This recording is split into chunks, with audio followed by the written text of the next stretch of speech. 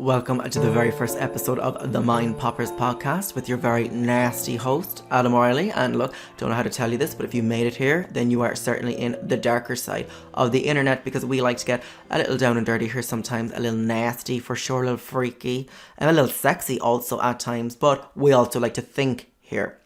What is a mind popper? Mind popper is something that you come across and it leaves you a little shook. It makes you change up your way of thinking. It takes you by surprise. It blows your mind. So what I've done is started taking note of the things that I'm encountering in my day-to-day life that's freaking my mind a little, and I want to get into it. Now we want to start off light here, light and easy before we go in deep and rough. So I want to talk about Pete Davidson and Ariana Grande. And I know what you're thinking. Why do we give a fuck? Why do we give a fuck about Pete Davidson and Ariana Grande? You know, that was 2018. What possible interest can it have for us now in the year 2020? Well, you'd be surprised. Because Pete Davidson came out with a Netflix special in the last 2 months called Alive from New York. It's less than an hour long. Is it amazing? No. Is it watchable? Yes. And I like Pete Davidson. You know, I like that whole kind of string bean kind of looks like he's sick. You know, not just cold sick, but looks like he's sick, you know? That little kind of string of piss that looks like, you know, he might have a little coke problem. I'm into that 100%. You know, you want to take care of him. You know, you wanna nurse him back to health.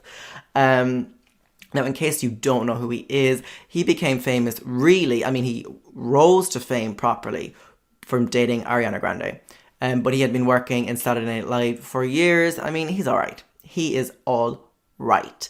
But in the Netflix special, he made a few jabs at Ariana Grande, and I suppose that's what we were all waiting for. We wanted to hear him talk about what was going on, because they had kind of a tumultuous, whatever. They had a difficult breakup. He kind of had mental health issues, and there was kind of threats of him maybe committing suicide or whatever. It all went down in the press. So he made a few jabs at Ariana Grande. Now, Ariana Grande said in her Vogue interview a couple of months ago that Pete Davidson was a distraction. Their relationship was a distraction. And that didn't go down really well with him. He said, "Can you imagine if I did that? My career would be over tomorrow if I spray painted myself brown and hopped on the cover of Vogue magazine and just started shitting on my ex."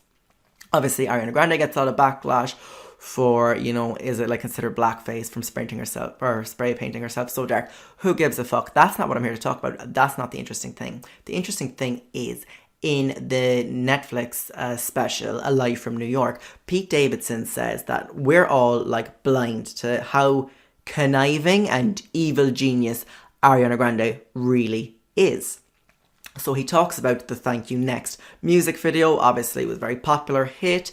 Ariana Grande kind of did a whole Mean Girls Clueless type thing with the music video and listed off, you know, all the ex-boyfriends. And it didn't really take any kind of low blow hits against the exes. Or so we think. You know, it was all pretty sweet. You know, when she was talking about Pete, she was like, "Even almost got married, and for Pete, I'm so thankful." And you know, nothing bad about that. You're kind of oh, respect for her for not shitting on her exes. Now, in the music video, like I said, she does the whole Mean Girls Clueless gig. She has the burn book from Mean Girls. So she's putting in the picture of the exes and writes something down.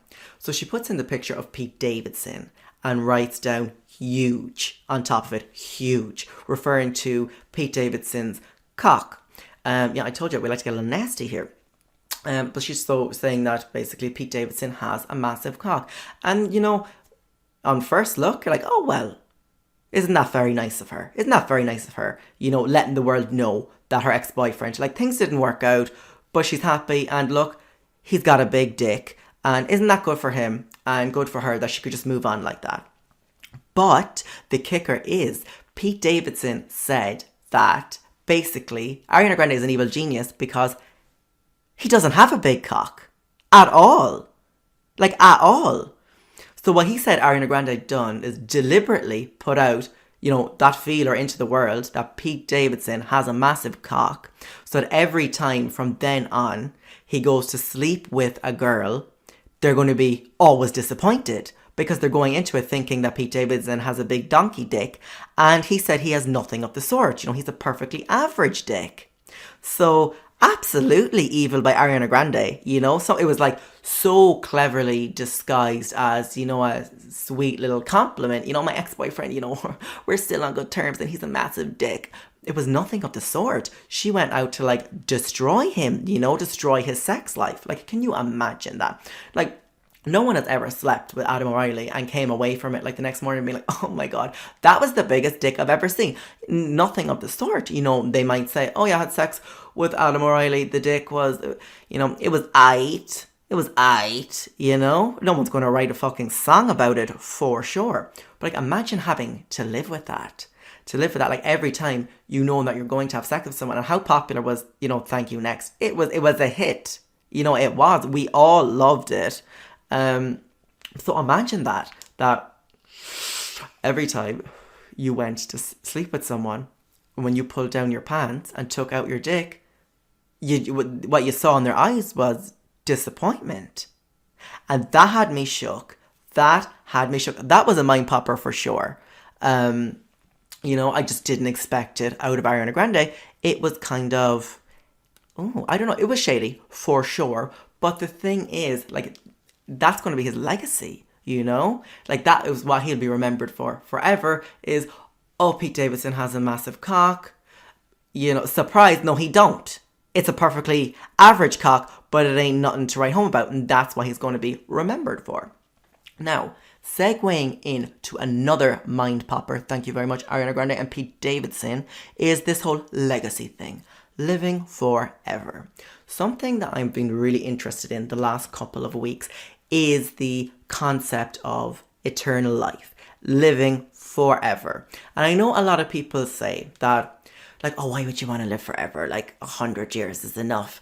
Like, for you, perhaps. I've shit to do. I've shit to do that exceeds 100 years. For you, perhaps. You know, you can rot. And that's fine. I've got shit to do personally. You know, like when you think about it in times of like, or in terms of how much like human life actually is on a scale of like the time of the planet. So say in Ireland, we got electricity in about 1880. And that wasn't even like household electricity. They meant to be a few poxy street lights out. All right. That's 1880. That is less than 2 people ago. Okay, if people lived to like 100, we'll say 2 people ago, less than 2 people ago, we barely had fucking electricity. You know, I want to be around personally to see the developments in artificial intelligence. I want to be around to see, you know, humanity and their exploration of space. I want to be around. I got shit to do. So I don't need to hear it. You know, like, oh, like my 80 years is enough. Good for you. I'm busy. I've got stuff to do. Now, what pops my mind about it is there is these big businesses in the US that are currently doing this, that are currently cryogenically freezing people. You know, you pay money to these big businesses and after you die, they freeze your body in the hopes that you'll be able to be brought back in the future. And, you know, this is something that I kind of bounce back in my mind for a long time, really. But I think it's only recently where I've decided, yeah, I want to do this. I want to be frozen. And it's just still, I mean, it's very early in the stages. Like, there is a few companies for sure. There's currently actually, you know, there are people frozen at the moment. There is currently 100 people that are frozen and waiting to be brought back. So there is 100 people frozen somewhere in the world. Now, there is also, because it is still a relatively new development, there is, however, an additional 1,000 people that have already made the financial arrangements that when they do die, they will be frozen. So there is 1,000 people that are alive right now that are going to be frozen when they die. And it's something that I want, you know, and I know there's no guarantees. Basically, just to give you a bit of context in the whole thing, what happens is after you die, these people, they come and collect your body fast. It has to be done fast. They collect your body, they fly you over, obviously, to their, whatever you want to call it, their site. They will freeze you. They use a process called like vitrification, where they like kind of like drain the blood out of the body and they'll put in kind of preservatives inside and they'll freeze you in, I think it's liquid nitrogen. They have to take the blood out, you see, because if they freeze you while your blood is in there, the water will freeze and it will like ruin all the cells. So it'll make shit of you, basically, and you won't be able to be brought back. Well, that's what they theorize anyway. Now, it does cost a pretty penny as well, let me tell you. If you want to get your whole body frozen after you kick it, it's going to cost you about $200,000. I know. Now, there is a cheaper option, because I'm not paying $200,000. I'm just not. For about $80,000, you can just get your head frozen, which I'm into. I'm totally into that, getting my head frozen after I die, and then they'll kind of keep the head for you, and then whenever the technology exists, they bring you back. And that's the whole thing.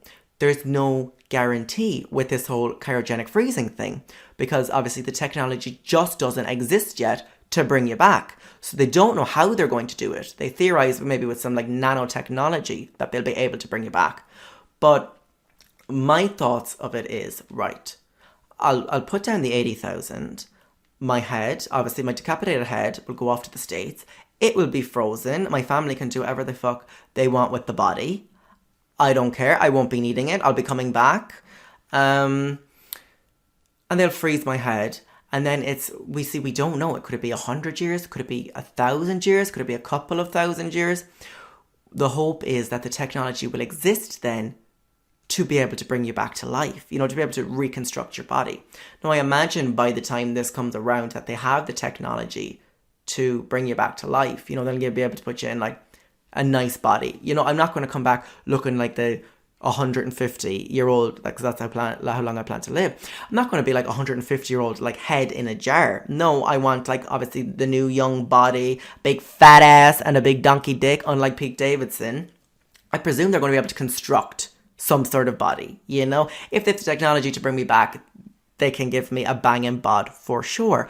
And I'm into that. I really am into it. I don't know if it's like a fear of death or whatever, but I want to be around to see how humanity fares. And that is just me. And I know a lot of people aren't into it, because I suppose you got to think about, are you willing to continue living?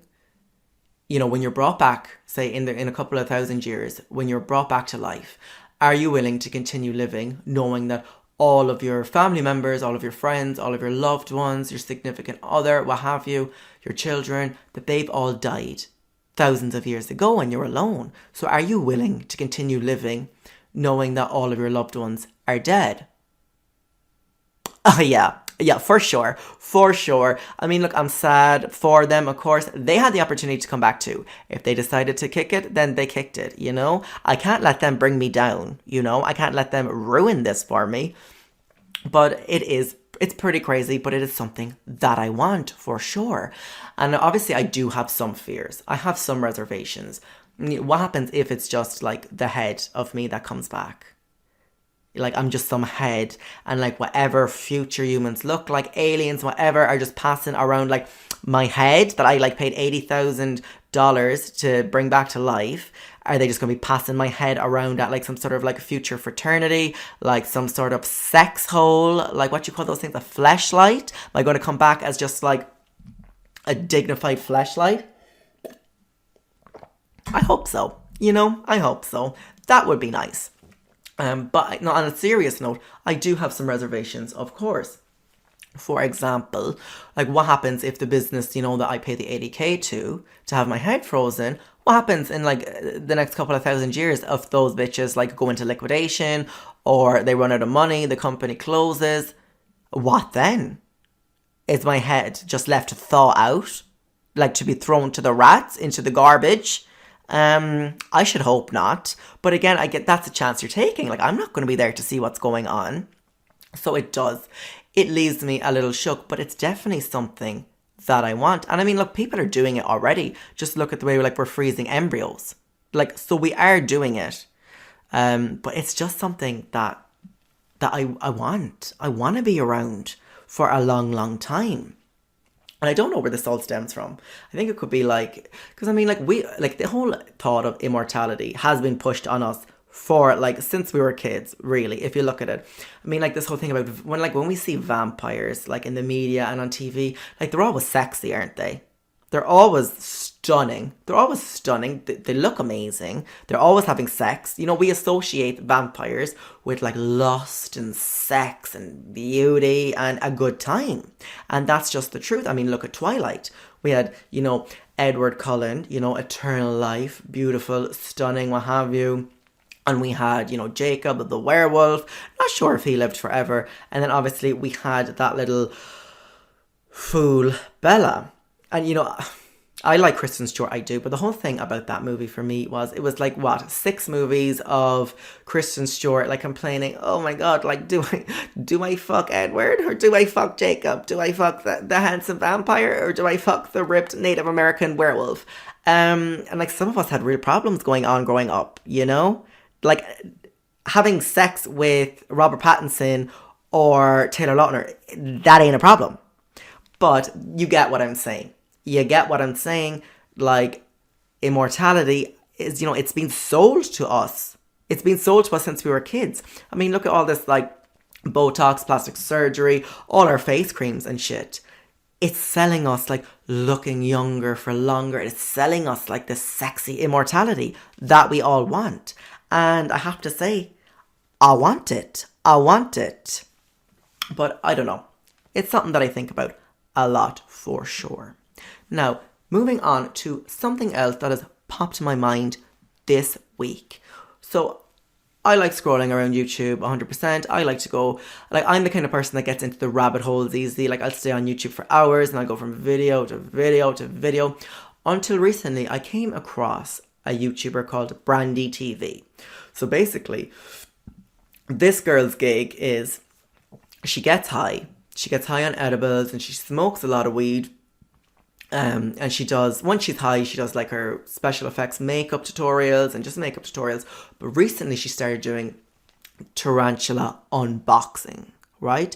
If you're not sure what this is, your mind will be blown. Because I did not know what this is until I watched it.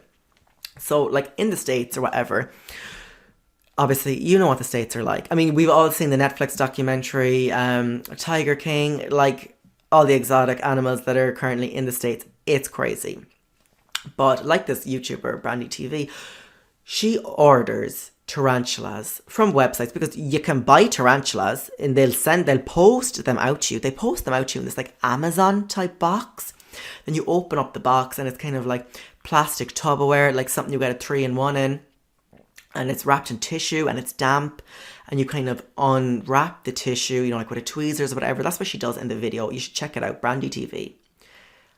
And there's a fucking tarantula, like a baby tarantula wrapped up in the tissue paper that she just bought off some site. Obviously, people like to collect tarantulas or whatever. I don't know. It's kind of freaky. But it is amazing to see that you can just order these exotic animals online. So I got hooked. I fell down the rabbit hole. I was just enamored with watching her high and unboxing these tarantulas and putting them into their little terrariums or whatever. But it got me thinking, right? As if that didn't pop my mind that you could get fucking tarantulas like off Amazon and delivered to your fucking door. As if that didn't blow my mind enough. It made me feel a little uneasy because I googled, I wanted to investigate what was the story with those kind of exotic creatures in Ireland. Because obviously we're blessed enough that, we don't got the tarantulas, we don't got the snakes, we don't got the lizards or the scorpions, thanks to our our geoposition and our climate or whatever. We don't got that, thankfully. But I googled it and I'm afraid to tell you, and your mind could be blown from this one. This is a mind popper for a reason, but there are currently over 100,000 exotic animals in Ireland as of today. Over 100,000. And when I say exotic animals, I'm talking about tarantulas. I'm talking about scorpions. I'm talking about snakes. Okay? 100,000 of them. And if you want to break that down, okay, and you want to divide that by the amount of counties we have in Ireland, at least in the Republic, that is 3,200 exotic animals per county. So potentially here in Cork, there is 3,200 tarantulas living in people's homes. And that don't sit right with me because Cork ain't that big. Cork ain't that big for me to feel secure now, knowing this fact that I'm not going to run into a tarantula. The thing is, you don't know who has them. You don't know who has a tarantula. You don't know if your next door neighbour has a tarantula or a fucking snake or a scorpion. You don't know that. Anybody could have that. All it takes is for some bitch to leave a door open, a window open, and then bam, you got a tarantula outside, potentially, that you could come in contact with at any time. And you know, I'm no mathematician, but I bet if you were to like work all of this out, that you have a more chance of encountering an exotic animal like a snake, a scorpion, or a tarantula in Ireland than you do of winning the lottery in Ireland. So let that sink in. You have more chance of running into a tarantula than you have winning the fucking lotto in Ireland. And that certainly don't sit right with me. Because like I said, Cork ain't that big. Cork ain't that big. Knowing that there is 3,200 of these monsters out there, it just makes me feel very uneasy. It makes me feel very uneasy. And I don't know the kind of sociopath that like to keep... Oh, excuse me. Like I said, like we get a little nasty here. But I don't know, like the kind of sociopaths that like to keep these creatures. You know, especially not the tarantulas. Look at the snakes, I can turn a blind eye to. I can get over the snake thing. I'm not happy about it, but I'll get over it. But the tarantulas, people like around me potentially keeping tarantulas and I don't even know about it, that freaks me out. That is a mind popper for sure. I'm shook. I don't like it. I don't like it at all. Now, I have encountered the exotic animal in Ireland, yes. I remember a friend of mine was introducing me to another friend group that he had, you know? So he was friends with these people and he was introducing me. So he was a mutual friend. He was like, oh, I really think you're going to like these guys. You know, they're cool, they're chill, you know, it'll be a laugh. So we pull up at the house, full of younger people like myself. I walk in the door, everyone seems super chill, there's a fire lighting, just kind of like couches scattered around. It was kind of like, wasn't like a dilapidated house by any means, but it was like definitely, it was like someone's second property, you know, the house was just kind of lying there on the land. Just couches everywhere, fire going, it was nice, everyone was there, they were all getting high. I was into it until I saw these glass cabinets on the wall. I was like, and I didn't really think anything of it until I saw like straw or something, a hay in there. I was like, because this does not look like the crowd that are going to keeping rabbits and hamsters, you know? So we're sitting down anyway on the couches. I was just trying to not to think about the glass cases and what could potentially be in the glass cases. You know, because as well, like the property was based, it was like in a farm. It was like surrounded by farmland. So I think, oh, look, it could be anything. It could be like eggs, like chicken eggs or chicks or duck eggs. I don't know, you know, whatever. So one of the guys moves over towards the glass cabinet, opens it up, and to my dismay, and I'm not joking when I say this now, it was like an 8-foot snake. And it was, and I don't know what kind of snake it was, but it was a girthy motherfucker. A very girthy motherfucker. Like, you couldn't grip him with one hand. I'd say you wouldn't even be able to grip him with two hands, you know? He was that thick and chunky. So they just let this snake start slithering around the floor. And we were in a small living room. And this big, like, 8-foot, 9-foot snake, whatever it was just slithering around. And of course, I mean, I didn't really know these people. This was my first time meeting them. So I didn't want to, like, seem like a pussy, you know? I didn't want to freak out. And they were all, like, around getting high. Like, they were, like, hotboxing the place. They were all super chill, you know? Like, it was like, oh, the snake's just going out for a little walk. You know, no one thought anything of it. I was the only thing I could think of. I mean, there is a big fucking snake going around here and no one's blinking an eye. But at the same time, I have to play cool. And I remember I was sitting on... it was kind of like an armchair, but it had like 4 wooden legs. 4 wooden legs. And it had, like, the bottom of the chair didn't touch all the way to the ground, if you get me. Like a couch. It was more material kind of over the legs, if you get me. So the big ass snake slithers in underneath my chair, underneath like the material of the chair, and it's just sitting there. It doesn't come out and I can't see it. And like I've both my feet planted on the floor and I start lifting my legs up because I'm like as if I'm sitting on this fucking chair while a big boa constrictor is like underneath there looking at these beautiful little legs, you know, stunning little legs, so tiny and slender that he could gobble them up with one bite, as if. So I started to rise my legs up and people were like, you're not afraid of the snake, are you? And I was like, no, I'm not afraid of snakes. I'm not afraid of the snake. As if, no, this is how I like to sit. And I had practically had both my legs up 180 degrees like a fucking fool, like Goldmember from the Austin Powers film, because I was terrified that this fucking snake was just going to swallow me whole. So I get it. There are people out there with the exotic animals and it freaks me out, you know, especially the tarantula thing. That ain't right for sure. And you know that there is a lot of pet owners in Ireland, you know, that couldn't give a fuck. They have no business owning animals. Now, the instance where I went down and met this new group of people with the big boa constrictor, they were snake breeders, they were into it, they were good owners, whatever. But we do know that there is a lot of pet owners in Ireland that have no business owning pets, you know? So there's definitely some fucking families out there, 1000%, that have gotten like the tarantulas online and the scorpions online, had them for a couple of weeks and was like, fuck it, nah, not into it. Don't know why we actually got a tarantula, and they throw it out. And when I say throw it out is they'll either throw it out into the garden or, God forbid, over into the neighbour's garden or into a fucking field. So not only do you have to worry about like these like reptiles, these snakes, these tarantulas, you know, when you go visit people's houses, because you just don't know. But now it's like the whole thing is, am I going to run into these bastards in the wild? You know, am I going to be walking around somewhere and am I just going to come across a tarantula in Ireland? Like, I never thought that. But once I came across this information, obviously it's blown my mind. It's a mind popper. And I don't like it. I haven't really slept easy since. Now, I need to calm down after that because I feel my blood pressure. It's up. There's a lot of testosterone going through my body right now. But to take things to, I guess, a hornier note, something that I have been looking at a lot lately is porn.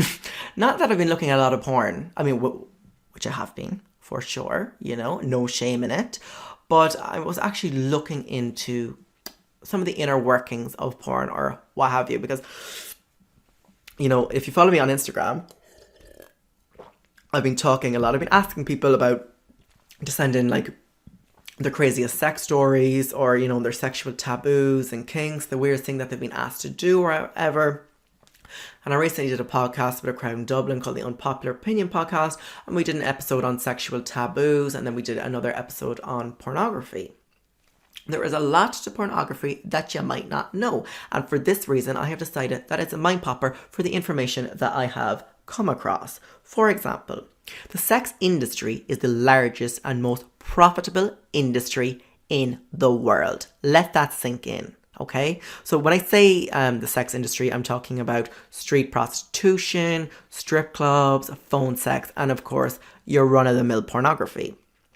So to put this into perspective, 13,000 adult videos are produced annually, okay? 13,000 adult videos are produced annually, which brings in a profit of around $13 billion. By comparison, Hollywood has released around 507 movies and made only $8.8 billion in the same year. Okay? And it gets worse. The porn industry makes more money than the NBA, which, for you sports fans, obviously the National Basketball Association, the NFL, the National Football League, and the Major League Baseball. Okay, so the porn industry makes more than all of those institutions combined.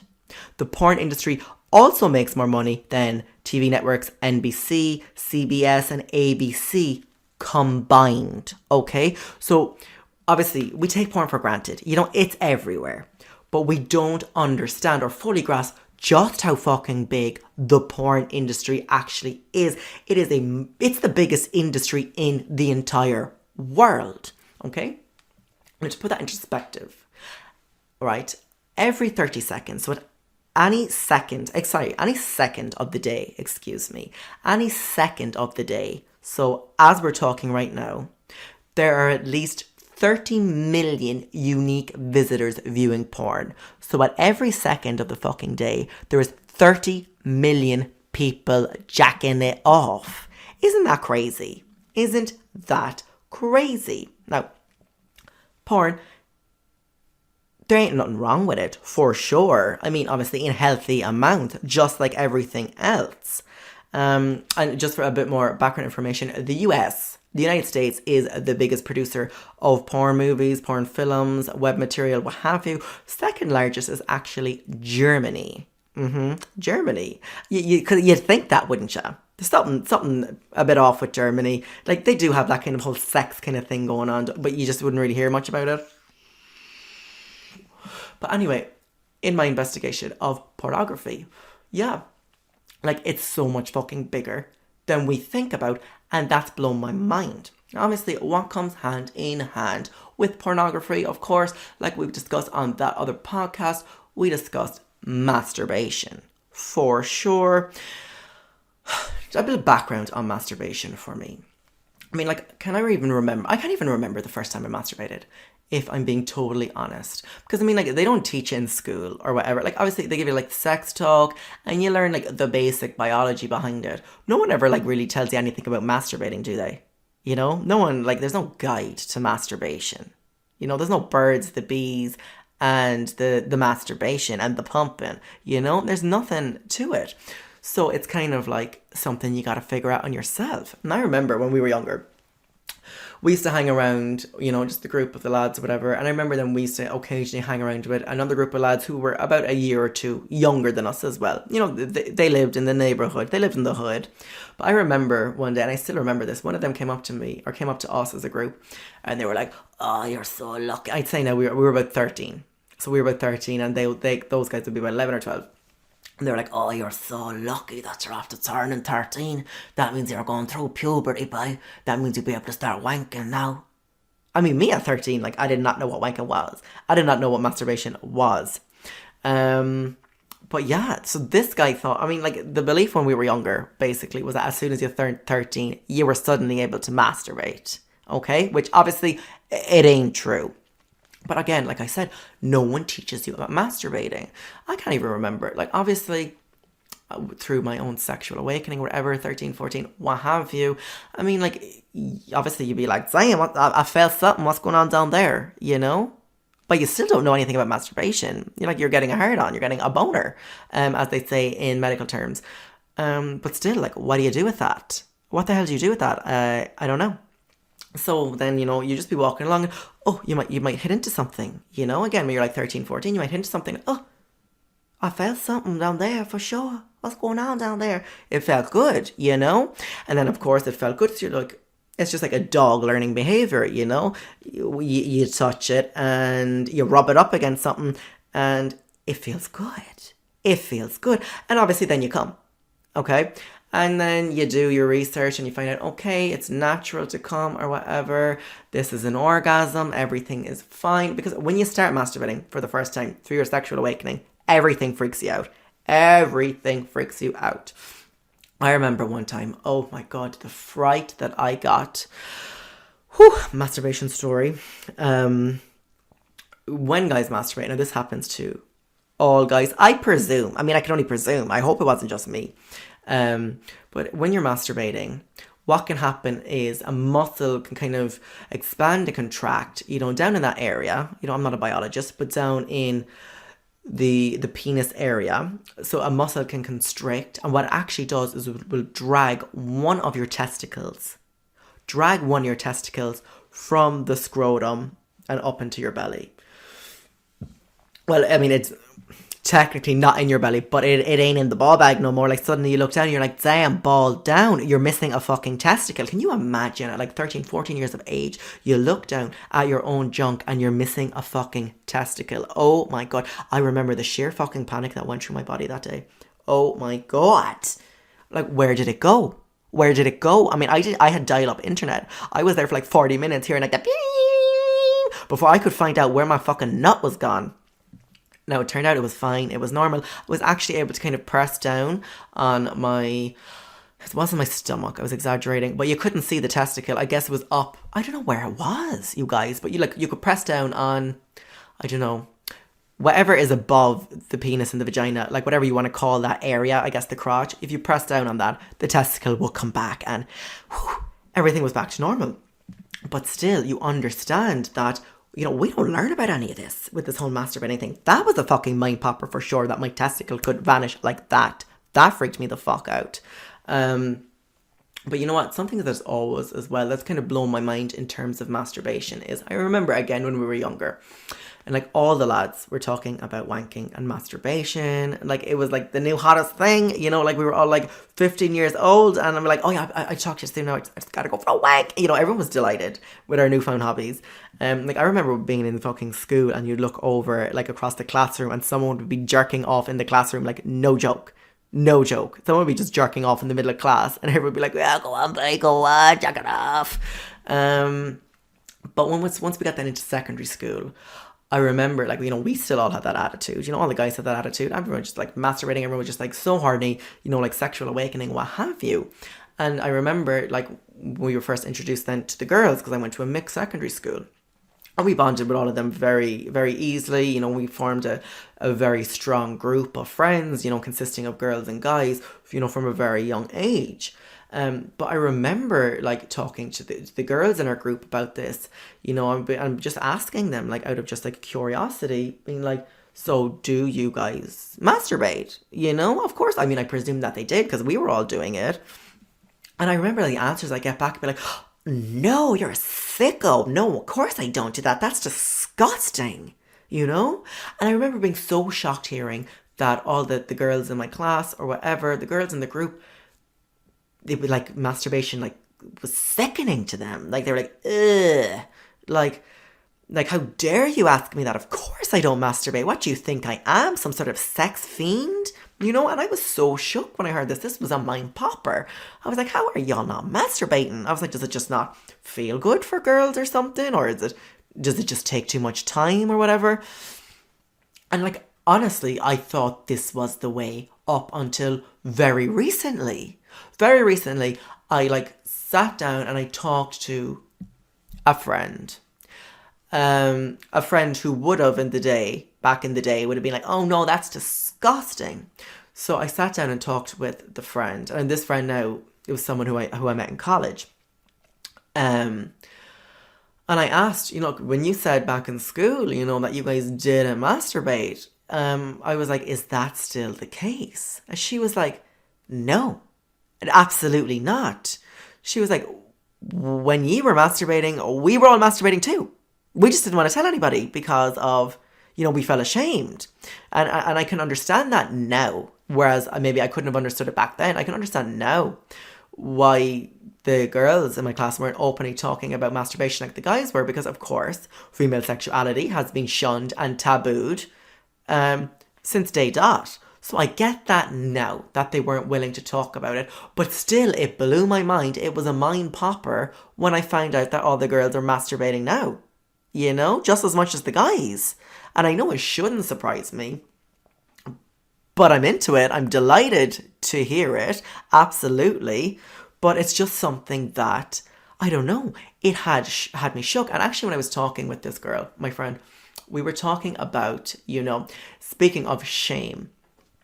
That's like for you masturbators out there, you'll understand this. I think this is a universal thing. This overwhelming feeling of shame.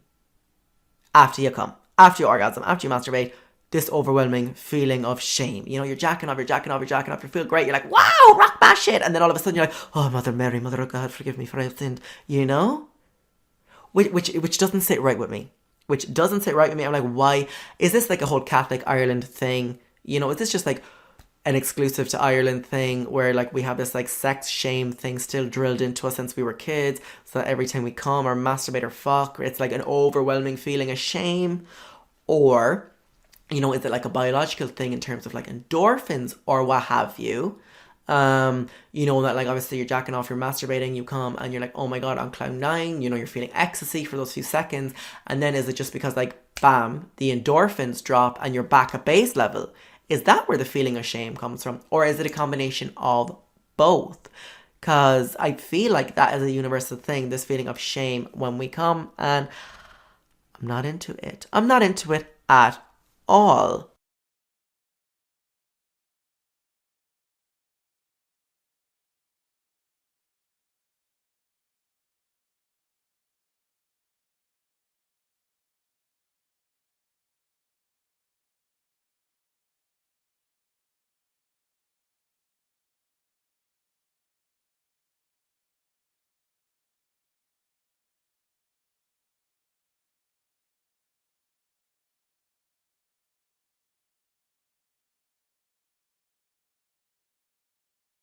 I mean, if we can't fucking jack off without feeling fucking guilty, one of the few pleasures in the world, then I don't know what we can do. What we can do. And let's leave it at that, okay? Let's leave it at that, because we have gone from, you know, the science of cryogenic freezing, living forever, to like dangerous fucking exotic animals living in Ireland, which I ain't happy about, to obviously masturbation, pornography, and a little bit of Pete Davidson and his not so donkey dick and Ariana Grande. Okay, let's leave it there. Stay woke.